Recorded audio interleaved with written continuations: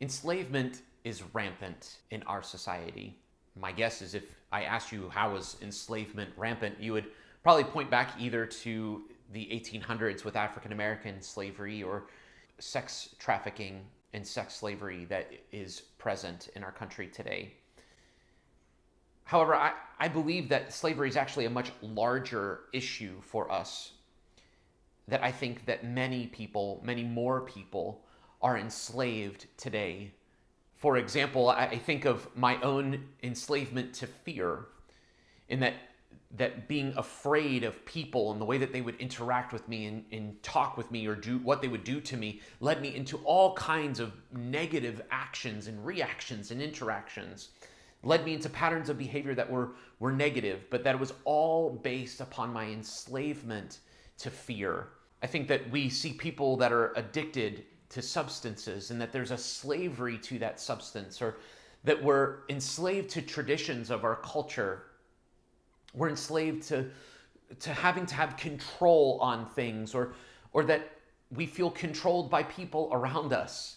I think sometimes things that people have said to us create thought processes that enslave us. So, for example, I have had conversations with people that will tell me, I remember my mom or my dad telling me, you're worthless, you can't do anything right.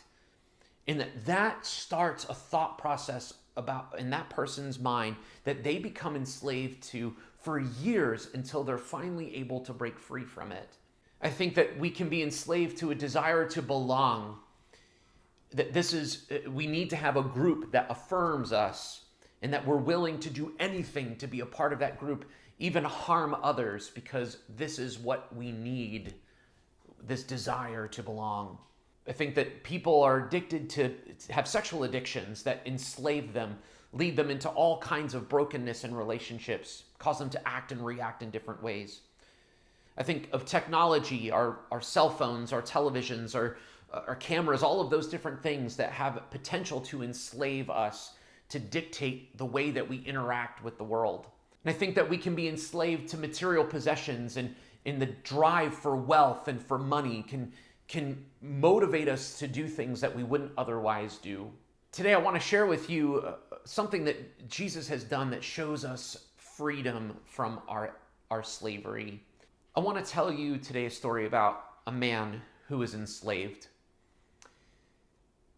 He had been enslaved by, from what the Bible tells us, is a number of demons that controlled him to the point that he could no longer even be bound by chains, and he was driven to live out in the wilderness among the mountains and in a cemetery, in fact, and that people no longer wanted to be near him because his behavior was so erratic and even dangerous to other people, and that he could not control this. He was completely and utterly under the submission, this power that was enslaving him. In the midst of this story, Jesus comes across a lake on boat and meets this man as he comes out of the boat. And the man comes out to him, and Jesus starts to have conversation with the man. And Jesus asks him, "What's your name?" And he's speaking to the demon that is enslaving him. And the demon speaks back to him and says, "We are legion, for we are many." That there are many things enslaving this man. Just like there could be multiple things enslaving us. It could be fear. It could be control. It could be things that people have told us in our past. It could be a physical addiction that all has just become one massive mess inside of us that is controlling and enslaving us and changing the way that we think about and interact with our world. But Jesus says to the man who has this legion of things enslaving him, he tells this legion to leave the man. And they end up, the demons go into a herd of pigs, and the pigs charge down a hill and drown in the lake. And the man ends up coming, and he's clothed again, and in his right mind. And the people from the town hear about what's going on, and they come and see the man, and they are amazed because the man is clothed and is in his right mind and is having interaction with people in the way that he is meant to again. Today, Jesus wants to free us. He wants to free you. He wants to free me of my slavery to fear, my slavery to what people have told me about myself, those words that echo in my mind that dictate the way that I act and interact with other people, the way that my inner dialogue that hears those words about my value, that Jesus wants to set me free from those, just as Jesus set the man with the legion free. Jesus wants to free you.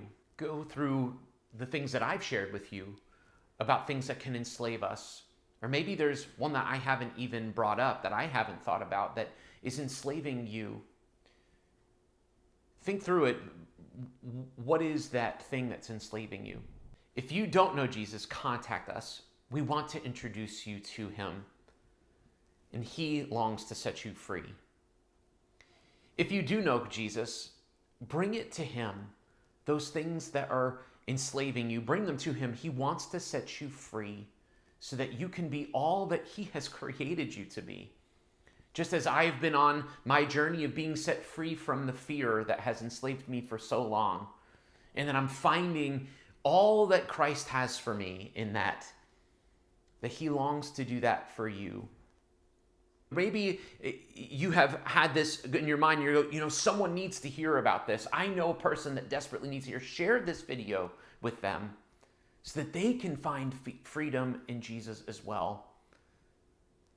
And do this because they matter, because everything matters.